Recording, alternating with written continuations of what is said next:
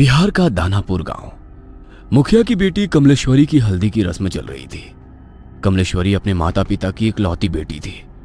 बहुत लाड प्यार से पाला था उसे मुखिया ने। बेटी बड़े घर में जाकर राज करे, यही इच्छा मन में दबाकर वो अपनी बेटी के रिश्ते की बात एक बहुत बड़े घराने में चलाता है। कमला की सुंदरता पर मोहित होकर किसी जमाने में जमींदार रहे अखिलेश बाबू अपने बेटे कुलदीप के लिए कमला को पसंद कर लेते हैं। फुलवा, ये ले, ये हल्दी उपटन और पानी बेटिया के ससुराल से आया है। जल्दी से इसे हल्दी में मिला, फिर रस्म शुरू करते हैं। काकी की बात सुनकर कमलेश्वरी की माँ फुलवा जाकर बिटिया के ससुराल से आई शगुन की हल्दी घोल कर ले आती है। चारों ओर चहल पहल थी। ढोलक की थाप पर औरतें मंगल गीत गा रही थी। जैसे ही हल्दी की रस्म शुरू होती है, कमलेश्वरी जोर जोर से चीखने लगती है। ये क्या लगा दिया मेरे पूरे बदन में? ऐसा लग रहा है जैसे किसी ने खाल खींच ली हो। बहुत दर्द हो रहा है माँ। कमलेश्वरी के जोर जोर से चिल्लाने पर उसको हल्दी लगा रही औरतें उसे ले जाकर पानी से उसका सारा शरीर धोने लगती है। हाय राम, ये क्या हो गया मेरी बिटिया को? ऐसा लगता है जैसे किसी ने कांच पीस कर हल्दी में मिला दिया हो, लेकिन कौन करेगा ऐसा काम? कमलेश्वरी के बदन पर जहां जहां हल्दी रगड़ी गई थी, वहां पर लाल धब्बे हो गए थे। दर्द से दुल्हन बुरी तरह छटपटा रही थी और उसकी माँ और बड़ी माँ उसके घावों पर मलहम लगा रही थी। छोटी, मुझे तो ये कोई सामान्य घटना लगती है। अरे घर में बाहर का है कौन? ऐसे कौन बिटिया की हल्दी में कांच मिला गया? कोई छोटी मोटी बात है क्या? अरे वो तो शुक्र है कि मुंह पर नहीं लगाया था, वरना पूरा चेहरा बिगड़ जाता बेचारी का। मेरा तो दिमाग ही काम नहीं कर रहा है जीजी। कौन हमारी कमला से जलेगा? इसने क्या बिगाड़ा है किसी का? शादी ब्याह का माहौल था। दोनों देवरानी जेठानी वैसे तो इस घटना से अंदर तक डर गई थी, लेकिन फिर भी इस समय कुछ भी सोचने के लिए उनके पास ज्यादा समय नहीं था। 2 दिन में कमला की शादी थी। घर में ढेरों मेहमान जमा थे। उनके खाने पीने की व्यवस्था करने के अलावा दोनों देवरानी जेठानी को तमाम रस्में पूरी करनी थी। इसलिए इस बात को यहीं दबाकर वो शादी की तैयारियों में जुट जाती हैं।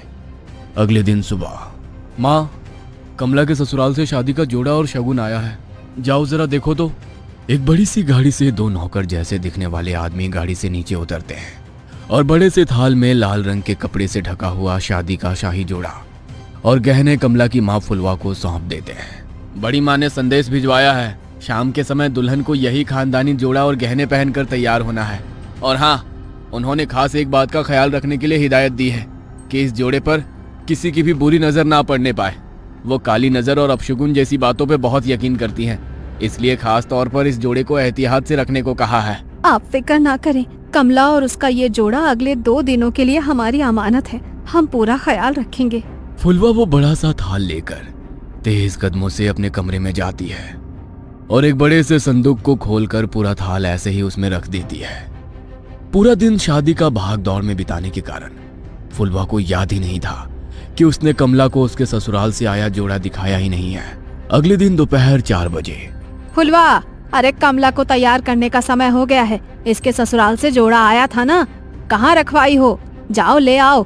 चूड़ी पहनाकर हम शगुन कर देते हैं, उसके बाद इसकी सहेलियां मिलकर उसको सजा देंगी। मेरे तो ध्यान से ही उतर गया है जीजी। एक बार खोलकर देखा भी नहीं मैंने कि उन्होंने क्या क्या सामान भिजवाया है।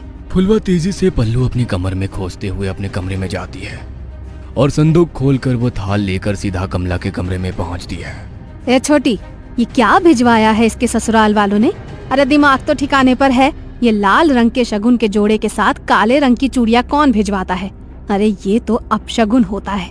कहने को तो इतने बड़े लोग हैं, लेकिन क्या यही समझदारी है इन ऊंची हवेली वालों की? अरे नई दुल्हन को काली चूड़ियां कौन पहनाता है भला?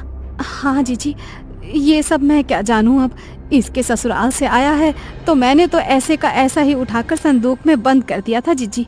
अब हो सकता है बड़े लोग हैं, उनके कुल में कोई परंपरा हो नई दुल्हन को काली चूड़ी पहनाने की।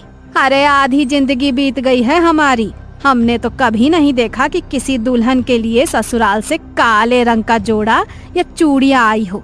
अरे शादी सिर्फ उनकी बहू की नहीं हो रही, अरे हमारी बिटिया की भी हो रही है। मैं तो कहती हूँ कि काली चूड़ी को हटा दे और लाल चूड़ी पहना इसे सुहाग जोड़े के साथ।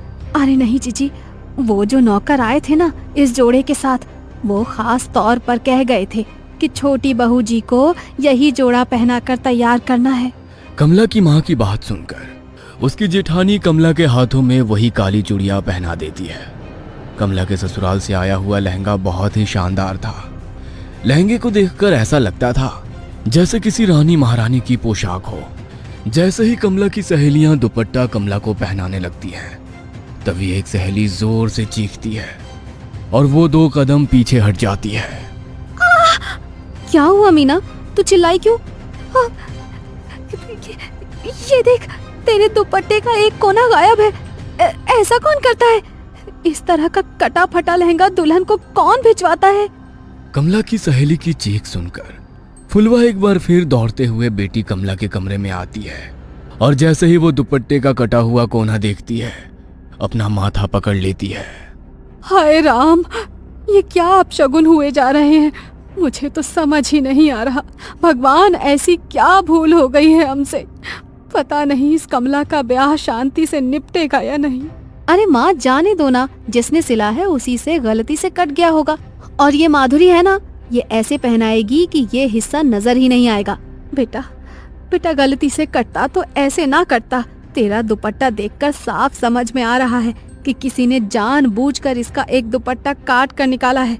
अरे माँ जी, ऐसा क्यों करेंगी? और ऐसा तो हो नहीं सकता कि यहाँ भेजने से पहले उन्होंने लहंगा देखा ना हो। जरूर दर्जी से गलती से कट गया होगा। फुलवा अपने पति के पास जाकर, ए जी, सुनिए ना, कुछ तो अपशगुन हो रहा है, कुछ तो है जो ठीक नहीं है। हम ये शादी करके ठीक तो कर रहे हैं ना? बार बार ऐसे संकेत मिल रहे हैं कि कुछ अनहोनी होने वाली है। अरे तुम औरतें बस शगुन अपशगुन ही करती रहो हर समय। इतने बड़े घर का रिश्ता ढूंढ कर लाया तेरी बेटी के लिए। नौकर चाकर राजमहल सब है उनका, और क्या चाहिए तुझे? सारा जीवन दिया लेकर ढूंढोगी तब भी ऐसा लड़का नहीं पाओगी अपनी बेटी के लिए। हाँ। पति की गुस्से से भरी आवाज सुनकर फुलवा चुपचाप जाकर मंडप सजाने लगती है। जयमाल के लिए पूरी तैयारियां हो चुकी थी। कुलदीप आकर अपने स्थान पर बैठ गया था। दूसरी ओर से कमला को उसकी सहेलियां पकड़कर मंडप की ओर ले जा रही थी। कुछ पल पहले शर्म से लाल होता उसका चेहरा धीरे धीरे बदलने लगा था। अचानक ही उसके चेहरे के हाव भाव बदलने लगते हैं और वो उसका हाथ पकड़कर लेकर आती उसकी सहेलियों को पूरा जोर लगाकर दूर धकेल देती है। देखते देखते खूबसूरत तरीके से सजे अपने बालों को नोच नोच कर वो बाहर निकालने लगती है और जोर जोर से चीखने लगती है। कमला बेटा, होश में आ, क्या हुआ है तुझे? कमला बिटिया, अरे बेटा बोल ना, क्या हुआ है? तू ऐसे क्यों चीख रही है? बोल तो। मुझे बहुत दर्द हो रहा है माँ, कुछ है मेरे बालों में, कुछ है इसमें। बेटी के इतना कहते ही उसकी माँ और बड़ी माँ तेजी से उसके बालों को खोलकर कुछ देखने लगती हैं। तभी बालों का एक बहुत बड़ा सा गुच्छा जमीन पर गिरता है, जिसे देखकर फुलवा की चीख निकल जाती है। बड़ी माँ कमला के बालों को देखती है तो पाती है कि सर के एक हिस्से के बाल पूरी तरह से गायब हो गए हैं और वहां पर एक गोल घेरा जैसा बन गया है। अरे ये कैसे हो सकता है? अरे ऐसे कैसे अपने बाल टूटकर जमीन पर गिर पड़ते हैं? किसी की काली नजर लगी है हमारी बच्ची की खुशियों को। अरे इतनी सारी बातें एक साथ होना कोई संयोग नहीं हो सकता। कमला अभी भी घबराकर अपनी माँ के गले लगी हुई थी और जोर जोर से रो रही थी।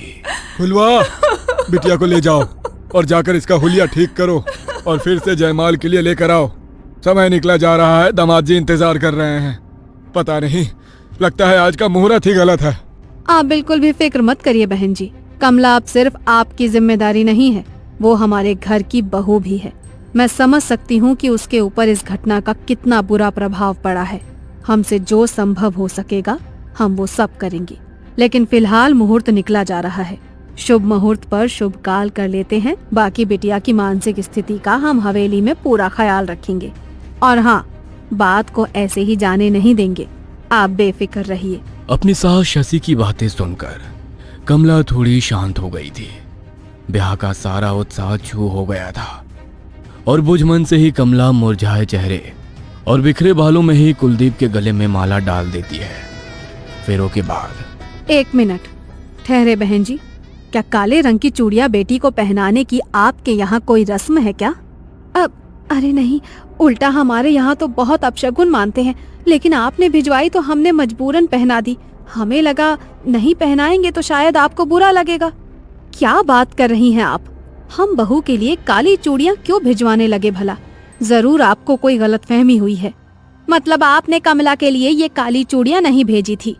हरगिज नहीं, हमने तो लाल रंग का राजस्थानी चूड़ा भेजा था, खास तौर पर मंगवाया था बहू के लिए। सारी घटनाएं एक बहुत बड़ी अनहोनी की ओर इशारा कर रही थी। आपके घर पर ही लगता है किसी ने कोई काला जादू किया है, तभी तो आपके घर में रखे सामान पर ये सब हुआ।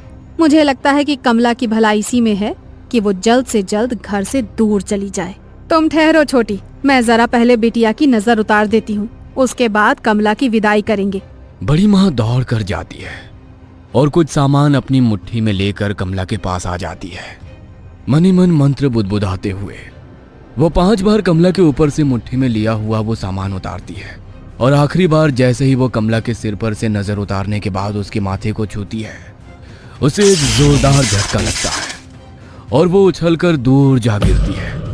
ये सब देखकर सभी लोग स्तब्ध थे, जुबान जैसे हलक में अटक गई थी। समझ ही नहीं आता कि आखिर हो क्या रहा है वहाँ।